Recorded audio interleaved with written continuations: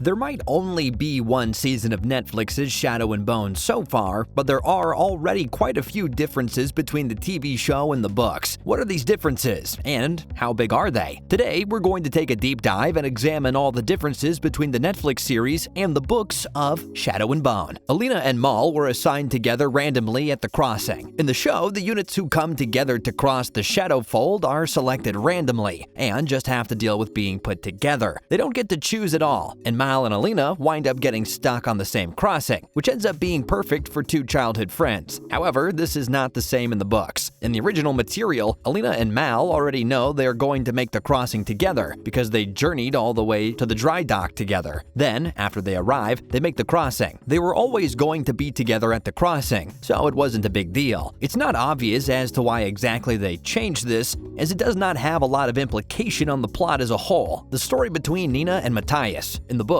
we do not meet Nina and Matthias until Six of Crows. By the time we are introduced to the couple, we already see they have a fully developed relationship, complete with all kinds of history. We do get to see how they come together through the use of expertly placed flashback sequences peppered throughout the book to flesh out the dynamic between the pair, but by the time we meet them, their history is already behind them. In the show, we get to see the couple and their relationship bloom from the very beginning. No flashbacks here. We get to see their exciting dynamic play out in real time, up until Nina drops the bomb on Matthias. She makes him out to be a slave trader, which of course he is not, to stop him from being harmed by the Grisha. We see from the book's flashbacks that this affects their relationship for a long time, but in the series we're seeing it happen right in front of us. The crows. Just the crows, full stop. They are the difference. In the book series, they don't even show up at all until halfway through. The Grisha series, they don't even appear in a single chapter. Their very appearance on paper is in the book Six of Crows, which happens after the Grisha trilogy that Shadow and Bone is based on. They simply aren't there. Whereas in the Netflix show, it literally could not be any more different. The crows are front and center, and Inej, Kaz, and Jesper are always lurking in the shadows. The exploits that the shady trio get up to, whilst they don't happen in the book series, could easily pave the way for the things in the books that do canonically happen to them in Six of Crows. Just because we didn't see them in the Grisha trilogy does not mean they were not there, as they must have existed somewhere doing something. This is perfect prequel material, as when season 2 comes out, it will be the perfect time to carry on with the Crows storyline as it happens in the books. For example, they've been spying on Aline and conspiring to kidnap her. However, like we said, in the original trilogy, they were nowhere to be seen. Showrunner Eric Heiserer has revealed that the Netflix storyline involving the Crows is a prequel, showing audiences what the trio of crows were getting up to before we ever met them in the books. The training is heavily condensed. In the Netflix show, we are treated to a couple of scenes with those that live at the Little Palace, the famed training grounds of the Grishas. We get to meet Botkin, who has spent decades of his life making sure that all of the future Grishas have the best training available, passing down his knowledge from his homeland of Shuhan. We see him interacting with Alina and Zoya, and then the story progresses. However, this is not exactly what happens in the books. Obviously, when books get made into movies or TV shows, a lot of content gets cut or condensed down. We're looking at you, Harry Potter, and this is exactly what happened here. Getting the opportunity to train with Botkin is a big deal, and the books really emphasized exactly how important it is to arrive at this moment. He is super knowledgeable, and a bit of a legend in the area surrounding the Little Palace. Alina spends quite a while there while honing her skills and making sure she is in the best shape possible. But in the books, this is chopped down just to save time. Mal and Alina's letters. Okay, so in the hardback version of the books when they were released, there were not any letters shown between Mal and Alina. We know that they wrote to each other as they have been incredibly close since the pair were children, but we never saw any of their content. This differs in the paperback versions of the book, as due to the success of the hardback release, a selection of the letters between the best buddies were published as a little bonus material for the fans. Not only is this super exciting, as, let's face it, we all love a bit of extra content, but it gives a lot more context and depth to their relationship. Plus, letters are the ultimate form of old-school fantasy communication. The Netflix TV series made this even better, taking it one step further. The first dialogue we hear on the very premiere premiere episode of Shadow and Bone was Alina's voice, narrating the opening. She was reading aloud one of the letters as she wrote to Mal, and this little insight into the intimacies of their relationship made sure that the viewers knew how close they were from the very beginning. It's one thing to read it as bonus content, but seeing the author writing it and hearing her words makes it even more powerful. Alina's origin story. In the books, Alina Starkov is from Ravka, or at least that is what we know so far. Her heritage is not exactly crystal clear, as a lot of her life is shrouded in some type of mystery. Ravka is based off of the real-life country of Russia, and Alina is described as being of fair skin with pale brown hair. This changes in the Netflix series. In the TV show, Alina's ancestry is no longer a mystery, as she and we, the viewers, know that Alina's mother is from Shuhan, a country based off of China. Alina is no longer a white character, but is distinctly mixed race,